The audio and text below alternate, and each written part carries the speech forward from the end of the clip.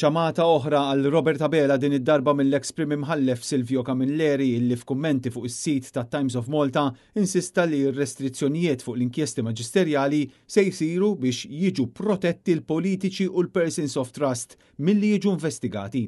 Din il-kundanna minn persuna ta' awtorità bħalma hu l-Prim Imħallef Emeritu Silvio Camilleri issegwi kundanni oħra li ħarġu fl-aħħar jiem minn professjonisti, akademiċi, ġurnali u għaqdiet tas-soċjetà ċivili.